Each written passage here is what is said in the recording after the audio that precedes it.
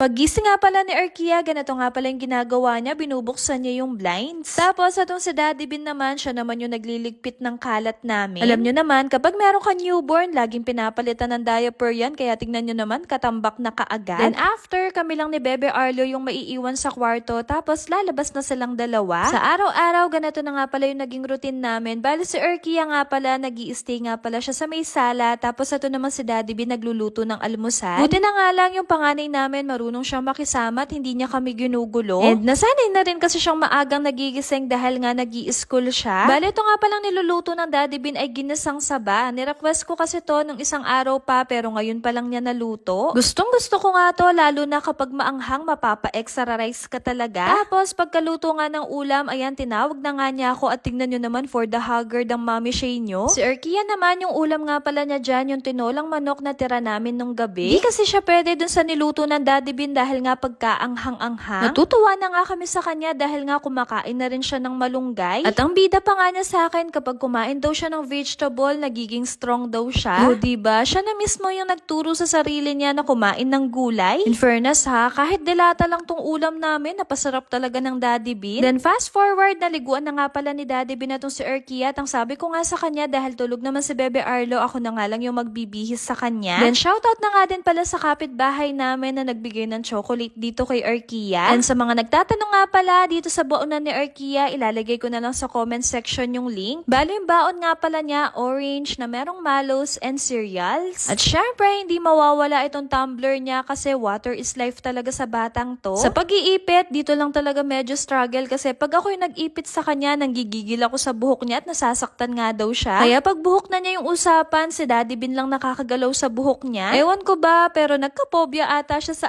akin kasi last time nagbuhol-buhol yung buhok niya tapos pinanggigilan ko. Tapos dahil nga madaling sipunan na tong si Arkia, lagi nga pala namin siya nilalagyan ng back towel. Grabe, kapag nakikita ko talaga tong mag-ama ko, talagang natatouch ako sa pinagagagawa nitong si Daddy Bin. As in, yung kalugod kang anak na akit mo talaga kaya kung makanano niya kaluguran ng anak no? Kaya sa panganay ko na si Arkia, babawi talaga ako sa'yo kapag lumaki-laki na nga itong si Bebe Arlo. Meron nga din pala akong in-order na onesie para kay Bebe Arlo, tapos pinalagay ko nga pala yung kanyang pangalan. Sobrang ganda nga din ng tela na to, hindi siya mainit sa balat, kaya kung bet nyo din, alam na, ilalagay ko na lang din sa comment section yung link. Regular classes nga pala sila Arkia ngayon, kaya nasa 2 hours yung klase niya. As always, ganito siya kasaya kapag nakikita niyang sinusundo siya ng daddy niya. Sa mga punto nga na yan, pinapakita nga niya itong mga kamay niya at wala nga daw silang stamp ngayon. Then for our lunch nga pala, itong si Daddy B, nagluto nga pala ng ginataang gulay na merong alimango. Actually, first time niya tong lulutuin, kaya alam na, nanood na naman daw siya ng panlasang Pinoy. Bale, ito nga pala yung mga ingredients na gagamitin niya, hiniwanan niya, tapos niluglugan nga pala niya itong alimango na nabili ni Mama. So ayan, ginaya nga lang yung napanood niya at nagisa na nga muna siya dyan ng bawang sibuyas, tapos sunod naman niyang nilagay itong gata. Sabi pa nga niya sa akin, mas masarap nga daw kung totoong gata, pero pwede na rin daw to, kalasa naman. Kung kumukulo na, sunod naman niyang nilagay itong kalabasa. Kapag nga pala ganitong luto, gusto namin yung medyo maanghang, kaya naglagay na nga rin siya ng siling pangsigang. Tapos, sinunod naman niya itong mga alimango. Grabe, habang pinapanood ko nga tong video, mas lalo talaga ako nagiging proud dito sa asawa ko. Alam niyo yung feeling na dati, hindi ko talaga na-imagine na one day pagluluto niya talaga kami ng ulam. And ngayon, nararanasan ko na talagang maipagluto and ang sarap pala sa pakiramdam. Ang kwento pa nga niya sa amin na aminado daw siya na hindi siya magaling magluto pero gusto niya mapakain daw niya kami ng masarap kaya daw ginagawa niya yung best niya. Pero seryoso ha, lahat nga ng niluluto niya dito sa bahay nagugustuhan ko nga lahat.